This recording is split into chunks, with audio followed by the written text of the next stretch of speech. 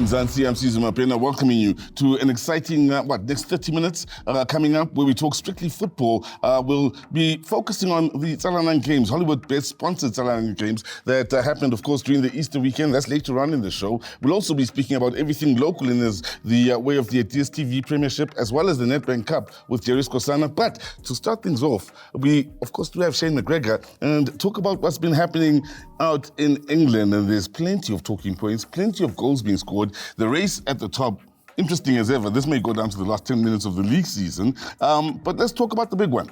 United, Liverpool. You and I, of course, were at odds with me being on the red side, well, the proper red side, the United side, you're on the Liverpool side, but 2-2 the scoreline here. Entertaining game, but many will feel Liverpool here could have walked away, and maybe should have walked away with the 3 points. Yeah, brilliant game. You know, if you look at the game for the purists, it's a very, very good game. United had a couple of chances, scored 2. Liverpool had many chances and scored 2. And we're lucky to get away with a result in the end. You know, they went down 2-1 and then came back. But that's the game. You don't score goals, you don't win games. We all know about that in the local leagues. We don't score goals. So that's the part and parcel of it. And makes it interesting for going forward. You know, like you say, could go down to the last 5-10 minutes of the league season. When one side drops points, and they don't necessarily lose games when they drop points, those that are in the running here, the top 3, City, Arsenal and Liverpool, it's usually a draw, but they're all still within 2 points of each other. City scoring goals away from home put Crystal Palace to the sword, 4-2 the scoreline in a 6-goal thriller there. Yeah, brilliant. You know, City come at their best at this time of year. They seem to be scoring a lot of goals, and they always seem to, I'm not too sure why, just after Christmas, turn it around, and they always come on fire. You know, they're a team that's going to score goals. We've seen that.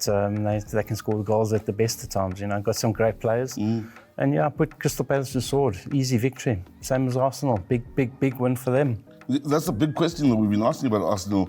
We've seen youngsters now growing into young men from being young boys that are reaching the standards maybe many thought they might reach out at Arsenal. But the big question is, at this time of the year, this time of the season, March, April, May, when you need to start winning games consistently, can they do it? Are they looking at a side that could take this down to the wire? Definitely. You know, the big difference from last year and this year is one player. And, I was actually speaking to Christoph Air last week. Rice, if he gets injured, they're in big trouble because he gets everything going. You get him going forward defensively, he helps the defence. You know, he sits in front of them, so he's a very key member of their squad. So they've got to keep him fit and got to keep him in action. But Arsenal, you know, they're looking forward to this the rest of the season. For them, it's a simple thing. Win all their games, they win the league basically. Top 4 race, we'll be talking about it quite a bit. We have to keep talking about it. Tottenham at home, Nottingham Forest. The right Tottenham shows up on this particular day, because we never know which one does show up. But that's the thing, you never know. From week in and week out, you never know. It's like Man United, you don't know who's going to come, what team's going to pitch, but the right team pitched, got the result. They now sniffing it, so I think they will keep on going. It's going to be very close between them and Villa. Yeah, Villa drop points, 3-3. I mean, another exciting game. Great for the purists, but must be a headache for the coaches, though. 3-3 against Brentford? Exactly. The coach was pulling his hair out. But as I say, you know, it's going to be between those two. Both might get in at the end of the season, we'll see. But at the end of the day, it makes it exciting for us, the viewers, to have a look and see, you know, obviously going to the end of the season. So they score 3, Arsenal score 3. Those two come up against each other on Sunday. That should be exciting, the last game of the weekend. Very exciting, but I do think that Arsenal have got the bit between their teeth, and I think they'll get the job done. At home against Villa, you think they come up against Villa, but I still think that Arsenal will be too good. They're very clinical at the moment. They're scoring goals. I just feel that, given what's going on, they'll get the victory done. One thing, they are scoring goals, different types of goals from different types of players. What have you made of their defence, though? That's the big worry for Arsenal. They're leaking goals as well. But as I said, you know, if you score more than the opposition, it's fine, you know. But that's why Rice is so vital for them, just to shore that up a bit. But I still think that after this game, Arsenal know exactly where they are. Liverpool, Crystal Palace, another game that's happening on Sunday. It's the first of the games on Sunday. It's one of those where we can't turn away from. Once again, we're going to be glued to our screens here. Palace are normally Liverpool's bogey team, and it's always one of those games where I don't look forward to, because I know that Palace always give them a hard time. They know what they have to do. Let's just hope they bring their scoring boots. One thing that Klopp did, so, you know, he got interviewed and he got asked about the guys missing so many goals, and his answer was brilliant. defending his players, saying it's those same players that scored the goals in other games that have got us to the situation. So you can't blame them.